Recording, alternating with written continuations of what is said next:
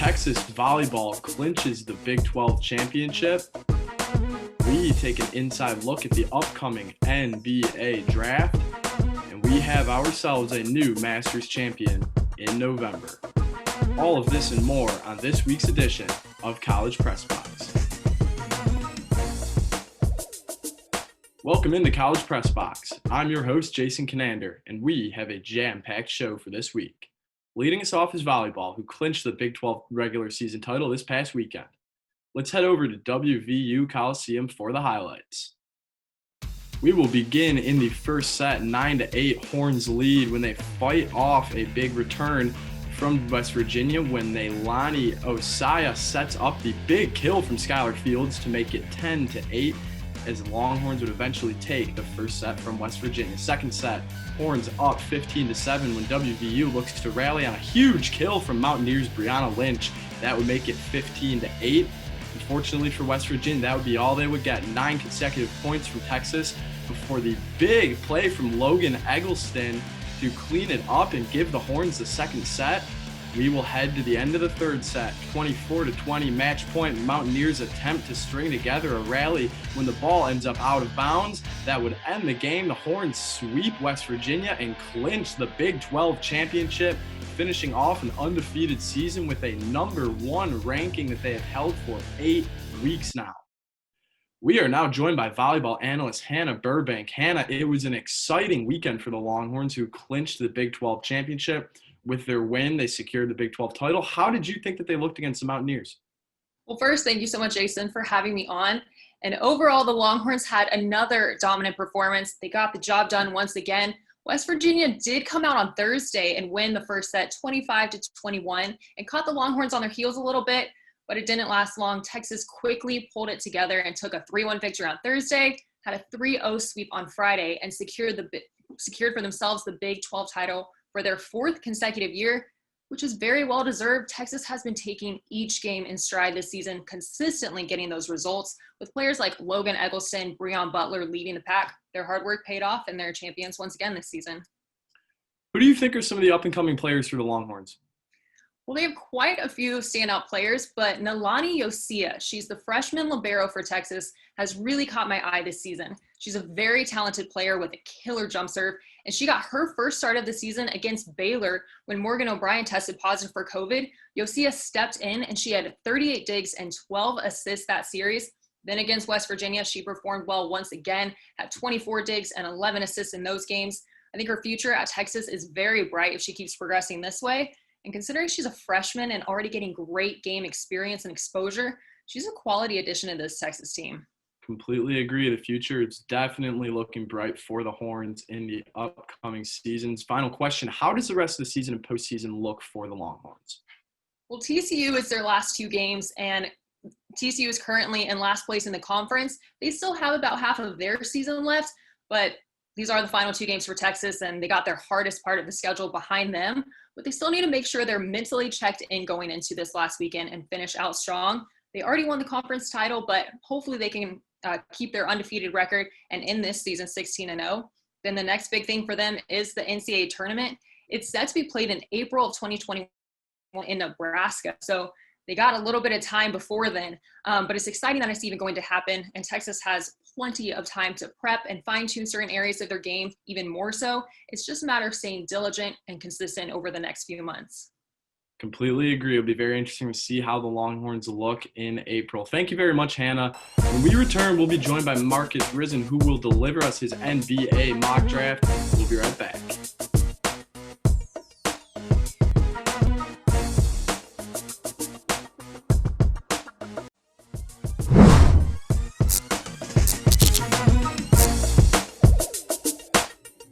Welcome back into College Press Box. After much delay, the 2020 NBA draft will take place on Wednesday. We are now joined by Marcus Risen. Marcus, thank you so much for joining us.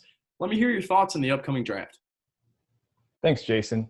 I would say we're at that time of year again, but we're really not. Normally, at this point, we'll be a month into the season and we'll be able to see how teams will be going into the remainder of the season. But unfortunately, due to COVID, we've never had an NBA draft in November before, but we have it this time. As this crazy NBA season gets even more crazy, as today marked the first day that teams can trade. And we've already had one blockbuster with Chris Paul being traded to the Phoenix Suns in a blockbuster trade earlier. However, this unhooked block is for the draft, which will take place Wednesday. And today I will be having my own mock draft as I'll go through the first 10 picks.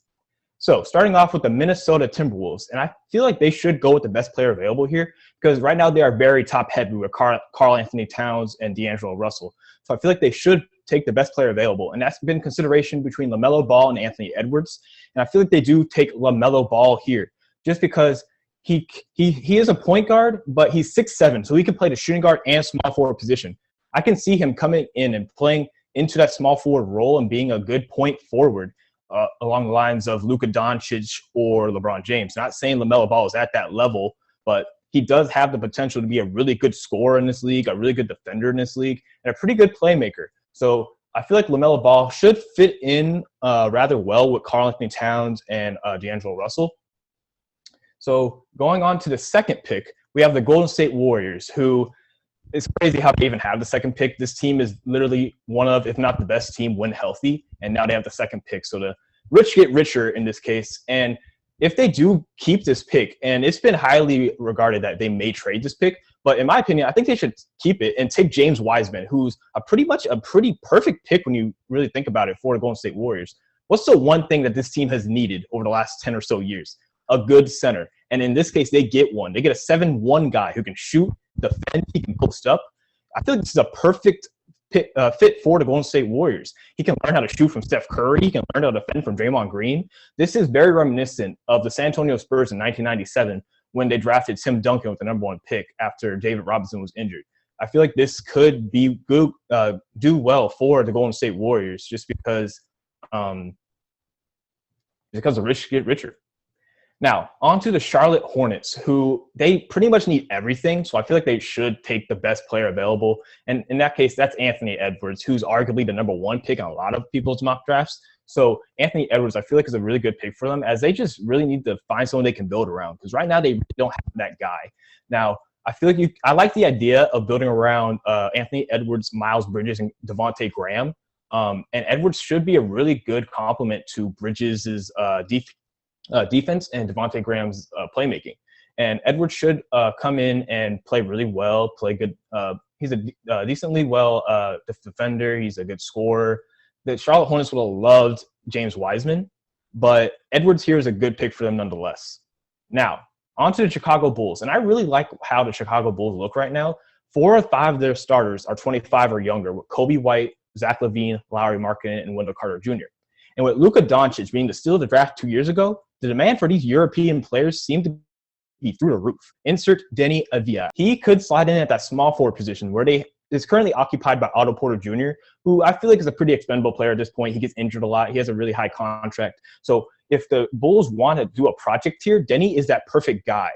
I think they're in a position to take a risk on the potential of Denny, who can even slide in at that 4 position, and if they want to play Lowry at the 5, and he has good length, a good height. I feel like this is a good point to take a risk here if you're the Chicago Bulls. On to the Cleveland Cavaliers, and with Kevin Love and Andre Drummond all but out the door, the Cavs need to take the best big man available, in my opinion, especially since they drafted 2 point guards in the last 2 drafts with Darius Garland and Colin Sexton. With that being said, I feel like the best big man available is Obi Toppin out of Dayton. He had a stellar year last year for Dayton, where he averaged 20 points, was a good defender, a very versatile big.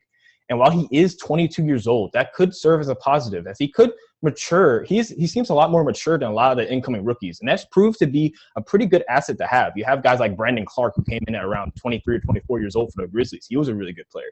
You had Malcolm Brogdon a few years ago, who was really old and won Rookie of the Year.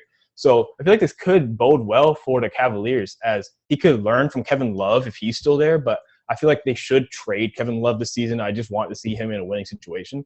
But Obi Toppin could take some pointers from Kevin Love and be a pretty good stretch 5 for the Cleveland Cavaliers. And I feel like that's a really good pick for the Cavs.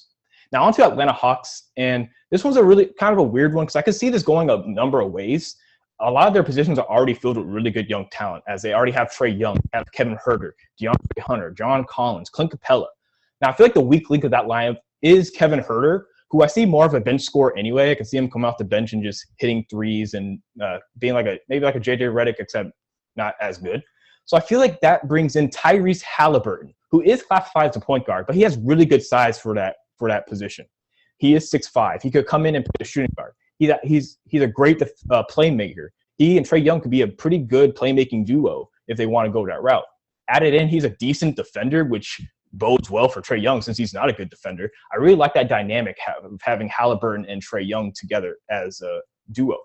Now, I know that Onyeka Okongwu has been rumored to go here, but they just traded for Clint Capella, and he hadn't even played a game for them yet. So I don't think they would do that even when they just got Clint Capella. So I feel like Okongwu won't go here. On to the Detroit Pistons, and Detroit is another team that just needs a direction. Right now, they have a lot of young players. They have a lot of old players. But right now, they seem to love Patrick Williams. And at this point, it looks like that's who they are going to get. So I'm going to go ahead and have them pick him here. He's a great athlete, tremendous defender. He gives a lot of OG Anunoby vibes. And if you're Detroit, that's kind of a guy you really need at this point. You need a guy who can play defense. You need an athletic guy. You need a youth. And they're in for a hard rebuild for the future, especially if they trade Blake Griffin and Derrick Rose, as it seems like they're doing. Now, I can also see them taking Killian Hayes here because their point guard position is pretty weak. But if they're that in love with Patrick Williams, I don't see why they don't take him if he's still on the board. It will be a really nice project to have alongside Sekou Doumbouya and the entire Detroit roster at this point. Now, on to number 8, another team that just needs a direction, and that's the New York Knicks. I can honestly see them taking anyone here. I can see them taking Killian Hayes. I can see them taking Okongwu. I can see them taking Vassell. But at this point, I think I'm going to go ahead and take Isaac Okoro. He's a great defender. He can play the shooting guard and small forward position. They just drafted RJ Barrett last season. And I feel like he could mesh well with RJ's scoring, and he can be like the defensive duo that could be needed in the future. Again, he has great athleticism. He seems to have a really high ceiling. In the end, the Knicks just need someone at this point. I don't want them to take another point guard. They've taken enough point guards. So Killian Hayes, if he does go there, it would make sense because it's the Knicks. But I feel like they need to address the small forward position because Kevin Knox, I don't know if he's it at this point. Now, moving on to the Washington Wizards. And if he is here, I feel like this should be a no-brainer for the Wizards. And that's Onyeka Okongwu. He's arguably the best big of the class. He might have the best, alongside James Wiseman. He shows great potential as a defender and a center in general for Washington Wizards, who have Thomas Bryant there, but I'm not sold on Thomas Bryant being the center of the future for the Washington Wizards. And with John Wall coming back and Bradley Beal coming off his best season, the Wizards could do some surprising damage in the Eastern Conference. Add Okongwu to that Knicks, and they could have that missing big man piece that they've been missing the last couple of years. If I'm John Wall, I'm hoping Okongwu is Marcin Gortat on steroids. And I'm pretty sure he should surpass Gortat's production as a lob threat and a defender. He gives us a lot of Montrezl Harrell vibes. I feel like that's a good guy to have around John Wall who can just throw the lob to Okongwu, dunk. I feel like that's a really good pick for the Wizards. Last but not least, we have the Phoenix Suns, who I just mentioned, fresh off the CP3 trade. So they no longer need a point guard, which means Killian Hayes probably will be drafted in the top 10. I mean, he might go earlier. Who knows? He could go like number 6. I don't know. This is my mock draft. At this point, you have to remember this. The Phoenix Suns went undefeated in the bubble with Ricky Rubio, Devin Booker, Mikal Bridges, Cam Johnson, and DeAndre Ayton starting for them. You replace Ricky Rubio with CP3, who's basically Ricky Rubio who can score and that's athletic. That means the Suns should be really good next year. Now, at this point, I feel like you do need a spark plug off the bench because right now their depth is lacking, giving away Rubio and Kelly Oubre and Lacroix. So insert Devin Vassell here. He's an electric shooter who come in off the bench and be like a Tyler Hero for the Suns as a guy who can just come in and shoot the lights out. The difference is Vassell is a good defender. So given their depth is really suspect after this trade, Vassell should be a good start in building their bench. And then while the team looks like it's in a good direction, they could get some free agents, like some guys who can just come off the bench and score. Get back Aaron Baines, get all those guys. So that's the top 10 mock draft. I won't go into the lottery because that'll be way too long. Who knows how this draft will go. I'm just really excited because we hadn't seen the draft in a while, and I'm excited to see how these guys go. So back to Jason. Thank you very much, Marcus. It will certainly be an intriguing draft night. As a Bulls fan myself, I really do hope we end up with a talent such as Denny. But when we return, we will be joined by Thomas Fitch, who will take us through an exciting weekend at Augusta National for the 2020 Masters.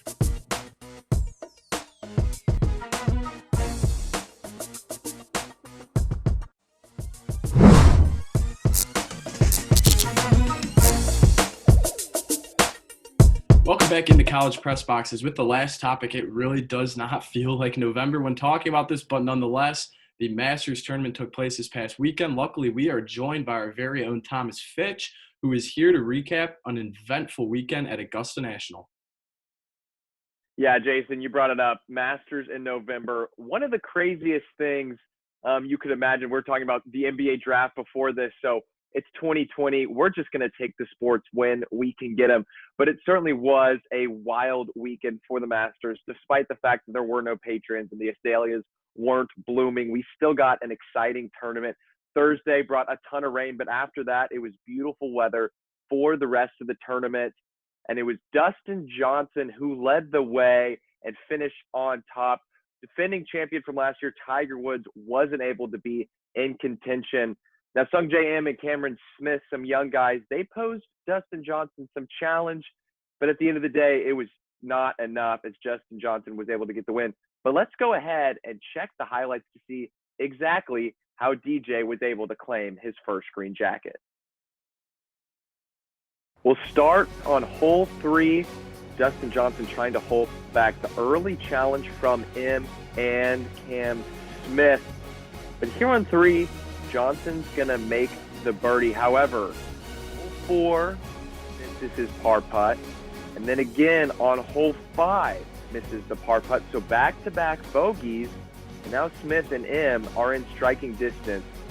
But here on 6, covering well, hits his tee shot just a couple feet there. He would make the birdie there, make another birdie on 8. So he heads to the back 9 at 17 under. And here is where he starts to pull away. Here on 13, he's going to make this birdie. Gets to 18 under. Again, record at Augusta is 18 under, held by Tiger and yards out. Another putt and go to 9 pack, but he's not only looking for the win, he's looking to break his own records.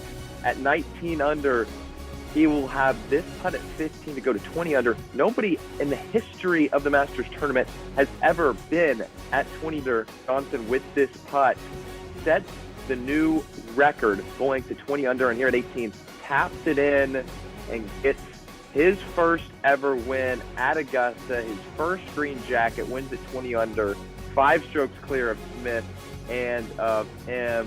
You can see putting it on the world number 1, Dustin Johnson. Now, it wasn't just Johnson who had some spectacular play over the weekend. Of course, with 4 days of golf in Augusta, Georgia, you're going to see some pretty incredible shots. So we went ahead and put together the 10 best shots from the weekend. Here we go. Let's check out the top 10. And coming in at number 10, Justin Thomas. Watch this creative little wedge play on the par 5-8. He's going to let it run down the slope past the hole. He knows these greens well enough. He knows that ball is going to trickle back. He would tap that in for birdie, and JT would go on to finish 4th at 12 under. Number 9, Cam Smith. Talked about him a little bit already. Watch this shot. Don't know where he found the window to get that ball through. Kicks it pretty darn close. Smith would go ahead and make that putt, and we have more from Smith in the trees coming up in a little bit. Great round at Augusta for him. Number 8, Rory McIlroy. This on Saturday. McIlroy, rough round 1, but came back, was able to finish tied for 5th at 11 under, and pretty nice hole out there from the bunker. Number 7, Dylan Fratelli, former Longhorn. He was on the 2012 National Championship team here in Austin. But watch this shot at 16. Lands at the top of the slope, and that ball ever so slowly going to trickle, catch the slope, and make its way down the hole. Could we see an ace at 16? Just a roll short. Just roll short. Fred Couples, can't believe it. Number 6, Shane Lowry, defending British Open champ from 2019, with this chip up and over the ridge, and finds the cup for an impressive birdie. Number 5. We get 2 shots. Both Patrick on the left, Cameron Smith on the right. From just about the same spot. They take different approaches, but both of them finding ways from the trees, from the pine straw, and they both get the ball to a couple feet. They both make birdie there. Number 4, Mark Leishman, the Australian, on the par 5. Hole 2, his third shot. Gets in for eagle from the Australian. Number 3, Bernard Langer, 63 years old, the oldest player to ever make the cut at Augusta. Make a 63-foot birdie putt. The German, the ageless wonder, he would go on to finish tied 29th, 3 under. Didn't just make the cut, it did the most of it. Number 2, Ricky Fowler, hole 7. This over the green, chips it in. See him count it up. 1, 2, 3. Yeah, that's right, Ricky. We got you down for the birdie. And number 1, this was in the practice round, but impressive nonetheless. John Rahm skipping it across the pond at 16. He's going to use every single part of the green, going up and around. We talked about the slopes here at Augusta. They are crazy. And John Rahm, there's no way. There's no way. Skip across the pond, and in the hole, Rahm would finish tied for 7th at 10 under. But this shot, impressive than anything else anybody did it over the weekend other than Dustin Johnson. And, you know, the best part about the fact that we had the Masters in November is we're just 5 months away from Masters in 2021. We're not sure if there'll be patrons there, but the azaleas will be blooming. The players will be there, and we'll see what happens. Jason, we'll send it back over to you, but we'll see y'all in April. Thank you very much, Tom. It's, of course, very exciting that we will get 2 Masters in less than a 6-month span. But when we return, we will take a look at how a couple of Longhorns fared in this past week of NFL action.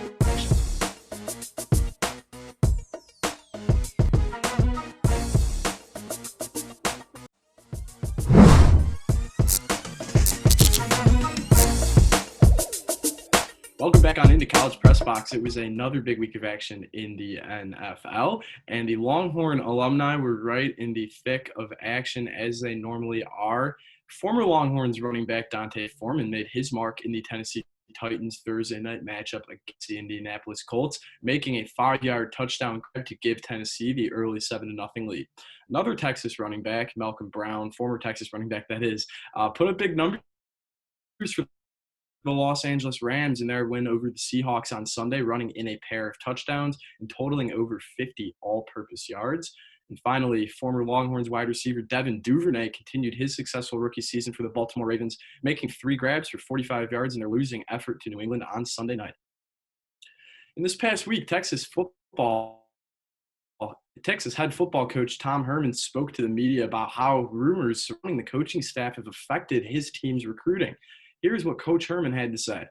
When you have the things that have been written about us and our program, myself and our future, very unfounded articles that state, again, opinion as fact, that state unnamed sources as being factual, it's very hard to defend against, because if I'm a competing recruiter, what do? You press print and you say, look, this is true. It must be true. It's on so-and-so orangefans.com, right? It must be true. Or it was written by this guy, so it must be true. Or this source said this, so it must be true. And, you know, that is really, really the hard part in recruiting, is because these 16-year-old kids are very impressionable. Texas football dropped down 1 spot in the AP poll to number 22 as the Longhorns were bypassed by the 8-0 Liberty Flames. Texas did not play last week and will take on Kansas this Saturday. Texas women's tennis fell in the doubles match in the doubles finals at the UTR Austin 18K tournament. Seniors Fernanda Labrana and Marta Perez-Mur advanced all the way to the doubles championship before dropping the finals match in 2 sets. In more recruiting news, Texas soccer secured the number 2 overall recruiting class last week, announcing 8 signees on Wednesday. Of the 8 signees, 4 are among the top 10 recruits in the country, including number 1 overall recruit Lexi Massimo, a midfielder from South Lake Carroll High School. Texas Track and Field also announced 8 recruits signed in their class in the first week of the 2020 to 2021 signing period. 6 of the 8 signees hail from the state of Texas, as the Longhorns have opened up their national signing period on a strong note. And finally, our very own sports department took home a pair of wins as well as a championship last weekend in the TSTV kickball tournament. Sports won game 1 11-10 thanks to a walk-off home run from Jordan Gilhode. They won game 2 in a more convincing fashion with a score of 18-13. Jordan Gilhode and Adam Ogburn won MVP in games 1 and 2 respectively. TSTV Sports will look to defend their championship in the next tournament. And we have another busy week of Texas sports, as on Thursday through Saturday, both men's and women's swim and dive will take on LSU in Arkansas at the UT Diving Invitational here on campus. And on Saturday, football will head to Lawrence to take on the Kansas Jayhawks in a game that can be seen on ESPN2 at 2:30 Central Time.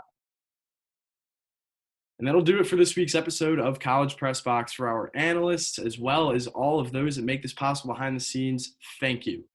Do not forget to tune into College Crossfire on Wednesday night at 9 p.m., as well as 1 and O Sports, on Friday morning at 10 a.m. I'm your host, Jason Kinander. Have a great night.